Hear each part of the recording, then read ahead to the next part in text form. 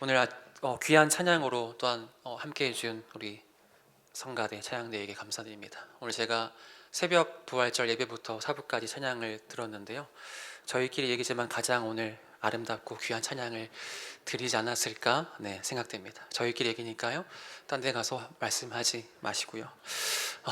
여러분, 오늘은 부활주일입니다. 어쩌면 우리가 믿는 기독교 신앙에 있어서 가장 중요한 절기라 할 수 있죠. 세상은 크리스마스, 성탄절 더욱더 기쁘게 여기지만 우리 믿음 안에서 가장 기쁜 날은 바로 부활절이 아닐까 생각됩니다. 세상에 많은 다양한 종교가 있고요, 그들도 나름 자신의 신을 경배하고 높이는 날이 있어요. 그들의 신이 온 날을, 탄생을 기념하는 날들이 각기 종교마다 다 있지만 우리가 믿는 기독교 이 신앙만이 유일히 가지고 있는 이 절기가 바로 부활절입니다.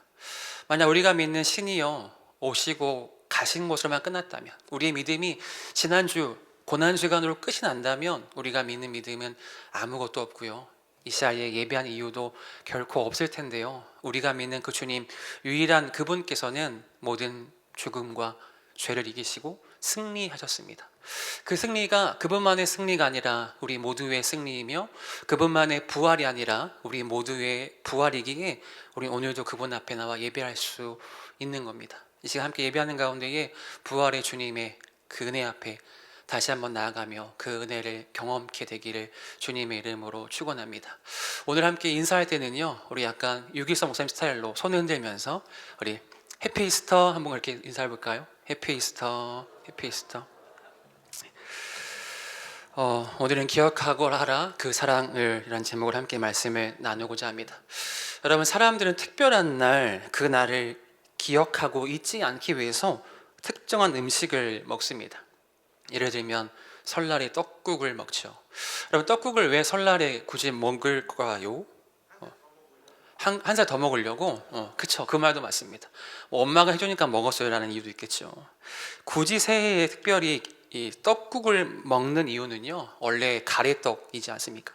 가래떡이 길잖아요. 가래떡이 긴 것처럼 올 한 해도, 아니 우리의 인생이 가래떡처럼 길게 장수하자라는 그런 의미로 떡국을 먹는다고 합니다.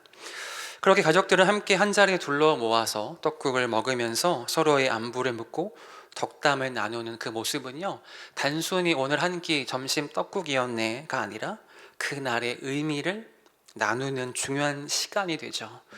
추석에는 송편을 먹습니다. 송편은 반달 모양으로 생겨서 콩이나 깨나 밤이나 대추가 들어있게 빚은 떡이죠.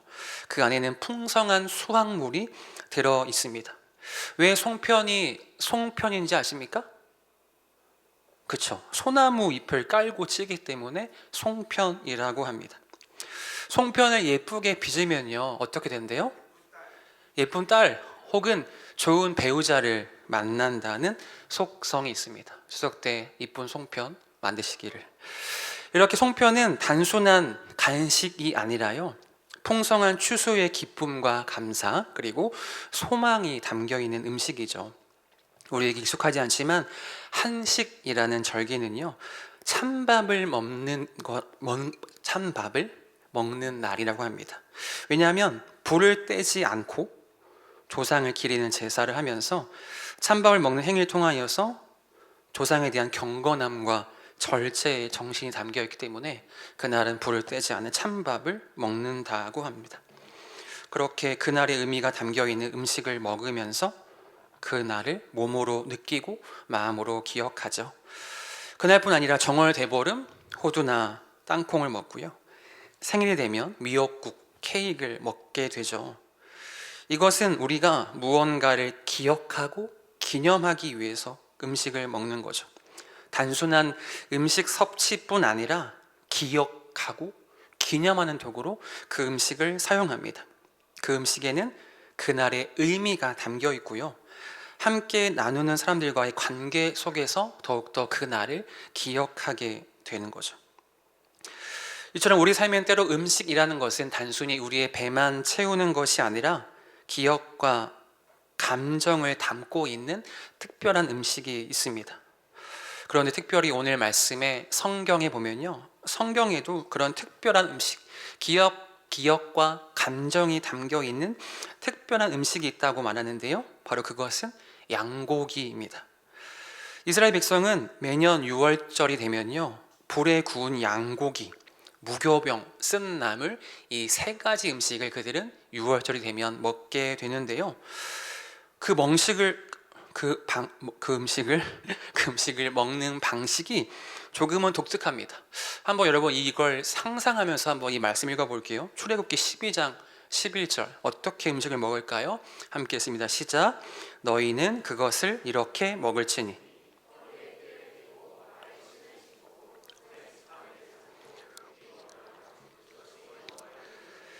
네, 여러분 한번 머릿속에 상상해 보셨습니까? 특별한 절기, 좀 잔칫날이면 허리띠를 풀어야죠. 풀고 마음 편안하게 여유롭게 즐기면서 먹어야 할 터인데요. 오늘 성경은 말하기를 무엇하랍니까?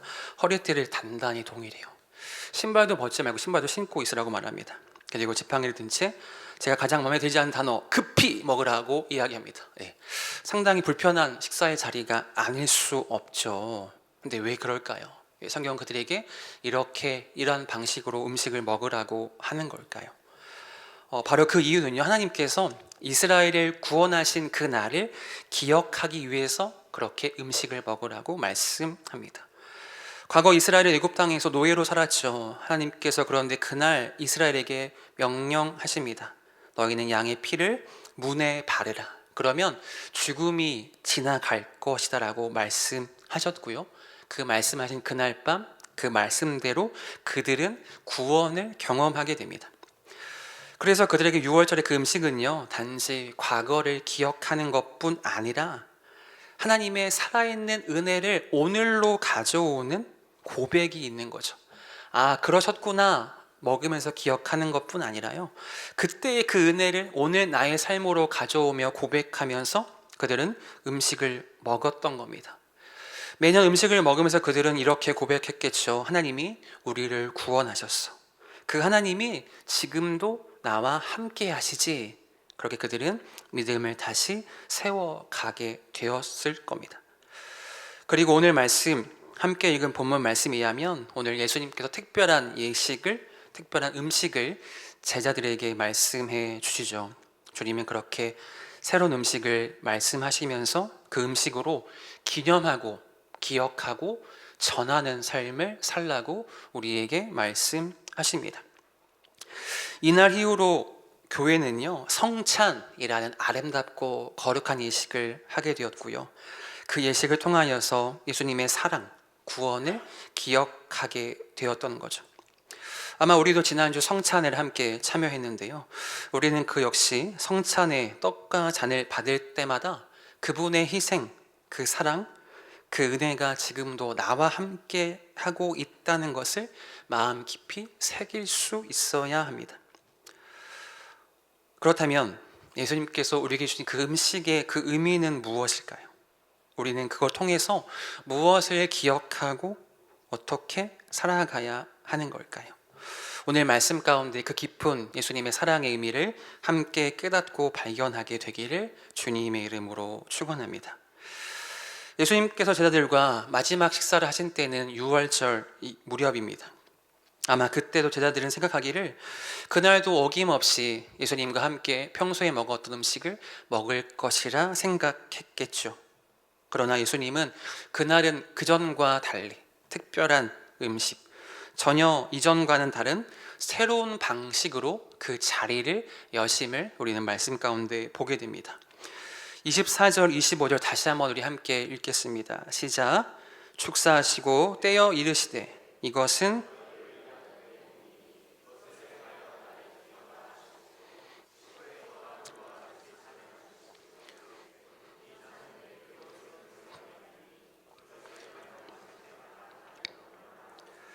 네, 예수님은 떡을 떼시며 자기 몸이라 하시고요, 포도주 잔을 나누시면서 이것은 나의 피라고 말씀하십니다. 이전과 이제 동일한 6월절로 지키면서 무교병과 양고기, 쓴나물을 먹었던 떡인데 오늘은 무언가 다른 예식, 다른 음식을 주시는 예수님의 모습에 그들은 낯설고 당황스럽지 않았을까 생각됩니다. 그리고 예수님은 더 이해하기 어려운 말씀을 하시죠. 이것이 나의 몸이요 나의 피다. 그들은 전혀 아무것도 이해할 수 없었을 겁니다.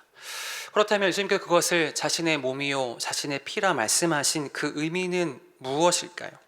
이건 우리가 아마 믿고 고백하고 아는 바와 같이요, 이제 6월절 어린 양이 죽고 피를 흘림으로 이스라엘 백성이 죽음을 피하고 구원을 받았던 것처럼 이제는 어린 양이 아닌 우리 예수님 자신이 직접 6월절에 어린 양이 되어서, 아니 하나님의 어린 양이 되어서 십자가에 찢기시고 피를 흘리심으로써 우리 모든 사람을, 한 사람도 예외 없이 우리 모든 사람을 죄에서 구원과 생명으로 인도하실 것을 약속하신 선언이죠.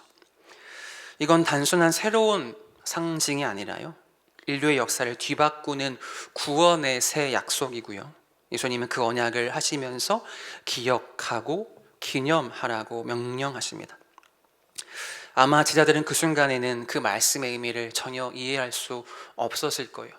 뭔가 예수님이 그전과 다르네, 오늘 조금 모습이 낯선데 정도는 생각했겠지만은 그 참된 의미를 그들은 진정으로 알 수 없었을 겁니다.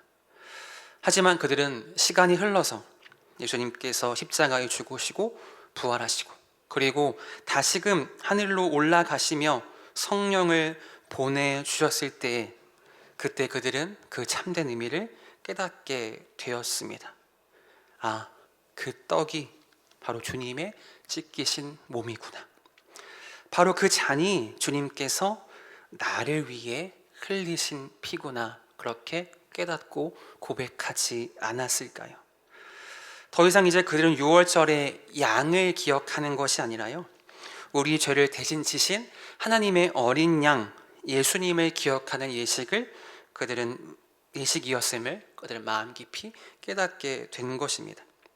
그래서 여러분, 그들은요 성찬을 매우 소중히 여겼고요, 주님의 몸과 피를 기념하는 그 예식을 통해서 예수님의 사랑, 예수님의 은혜를 다시 가슴속에 깊이 새기며 초대교회 성도들에게도 그것이 전달되기를 그들은 간절히 힘썼습니다.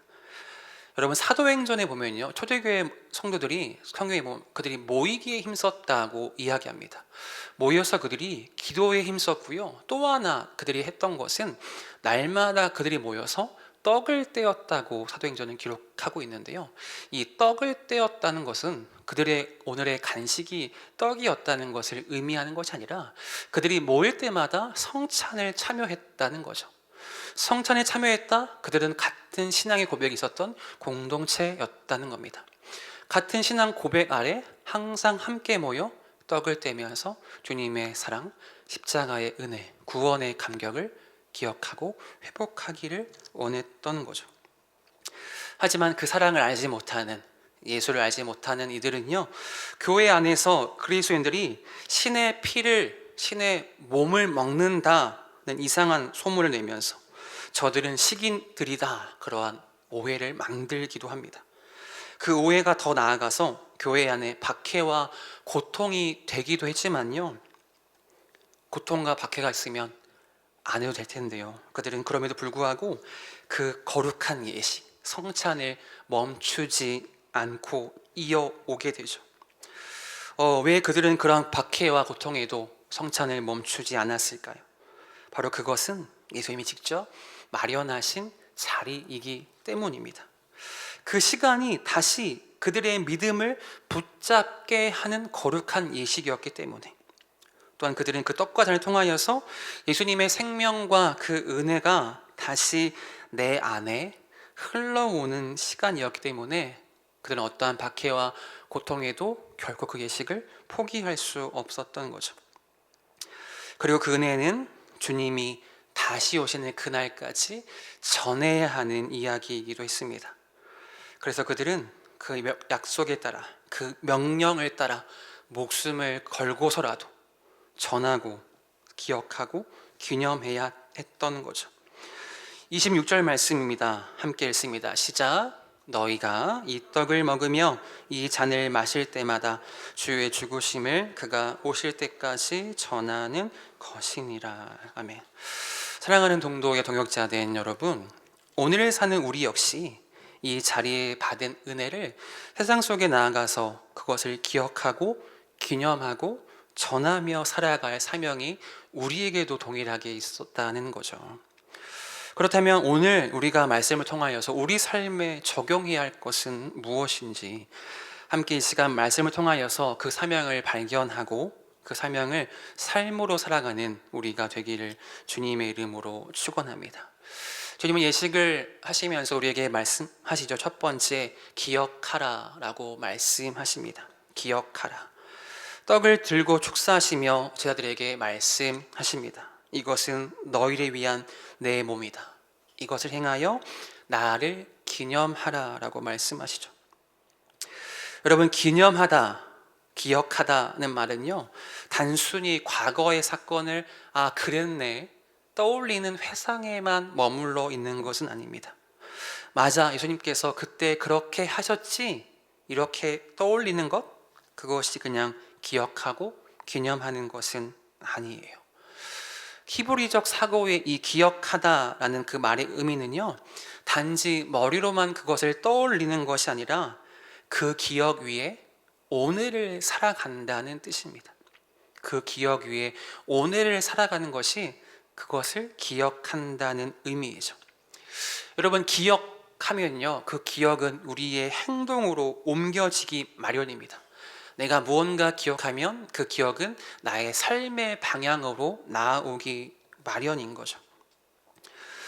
우리가 믿고 고백하며 아는 바와 같이요, 우리 주님은 우리의 죄를 대신 지시고 죄의 대가를 자신의 몸으로 친히 감당하셨습니다.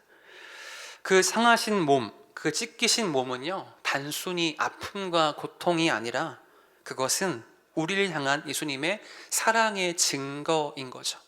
우리를 사랑한 최고의 사랑의 증거, 그 표징이 예수님의 십자가의 사랑인 거죠. 우리는 그렇게 매일 삶 가운데 우리를 내어주신 그 사랑을 잊지 않고 기억하면서 살아가야 합니다.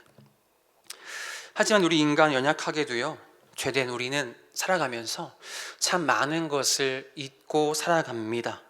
우리는 때로 고마웠던 사람도 있고요, 빌려준 돈도 있고요, 빌려 갚아야 될 돈도 잊고 사는 것이 우리의 모습이죠. 더 나아가서 한때 벅찼던 은혜의 감격, 구원의 감격도 잊어버리는 것이 우리 인간의 연약한 모습입니다. 하지만 주님 우리에게 말씀하십니다. 기억하라. 우리는 그렇게 매번 그 떡을 받을 때마다 주님, 내가 다시 이 은혜를 붙잡습니다. 주님의 십자가의 그 사랑, 구원을 내가 다시 한번 붙잡습니다. 이 은혜 위에, 이 사랑 위에 다시 한번 내 인생을 세우겠습니다. 그렇게 고백하는 시간이 되어야 하는 거죠. 그것이 진정한 성찬, 주의 피, 주의 몸에 참여하는 시간입니다. 우리는 그 고백 위에 성찬에 참여하며 그 기억 위에 오늘을 살아가야 하는 거죠. 주님은 두 번째로 말씀하십니다. 기념하라 말씀하시죠. 25절 말씀 다시 한번 함께 읽을까요? 25절 시작. 식후에 또한 그와 같이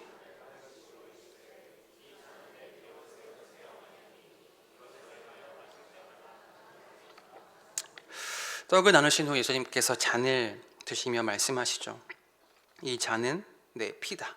새 언약이니 이 잔을 마실 때마다 나를 기념하라 말합니다. 여러분, 성경이 말하는 피는 단순한 피가 아니라 생명을 의미합니다. 예수님은 그렇게 자신의 생명을 아낌없이 우리에게 내어주시면서 우리와 새 언약을 맺으셨던 거죠. 이 새 언약의 힘은요, 더 이상 우리가 죄 안에 있지 않는다는 거죠. 더 이상 죄가 우리를 지배할 수 없다. 더 이상 죄가 우리를 정죄할 수 없다는 거고요. 더 이상 우리가 율법 아래에 있지 않고 죄의 종으로 살지 않고 하나님의 자녀가 되었다. 내가 너희를 나의 자녀로 받아주겠다는 선언과 같은 겁니다. 예수님은 그렇게 그 잔을 나누면서 우리에게 말씀하시죠. 넌 이제 더 이상 죄의 자녀가 아니야. 너는 이제 나의 사랑받는 자녀란다. 나는 너를 절대 포기하지 않는다 라고 그렇게 우리에게 말씀해 주시는 것 같아요. 이 고백은 단지 2000년 전 제자들에게만 말씀하신 것이 아니라요, 지금 이 순간에도, 내가 넘어질 때에도, 때로 지친 마음으로 다시 일어서려 할 때에도 주님의 그 사랑의 언약은 여전히 우리 안에 있음을 우리는 기억해야 합니다. 그렇기 때문에 우리는 그 잔을 받을 때마다 마음 깊이 고백할 수 있어야 돼요. 주님, 제가 때로는 연약하고 약하여서 마음이 흔들리지만 다시 내가 주님 이 피를 붙잡고 믿음으로 일어섭니다. 여전히 내가 당신의 은혜 안에 있는 존재입니다. 더 이상 나는 죄의 종이 아니라 예수의 핏값으로 사신 하나님의 자녀입니다. 그렇게 고백하며 그 잔을 받을 수 있어야 하는 거죠.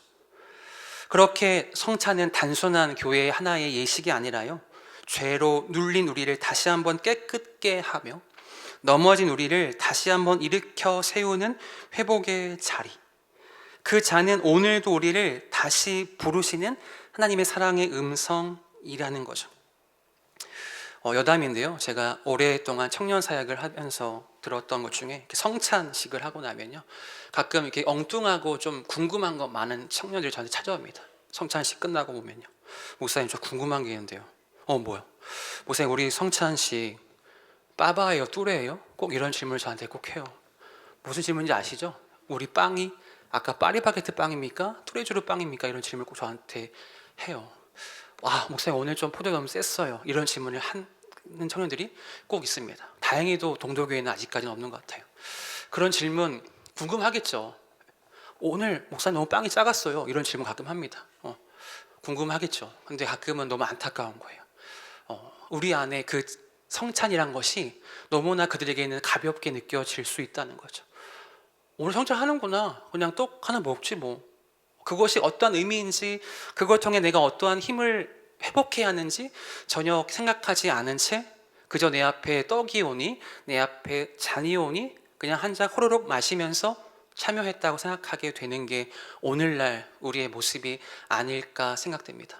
제가 말한 뚜레, 빠바, 그것이 그들만의 궁금증이 아니라 어쩌면 이 시간 예배한 우리의 궁금증일 수도 있어요. 우리의 마음이 그곳에 가 있을 수 있습니다. 하지만 여러분 기억할 것은 성찬은 단순한 그런 하나의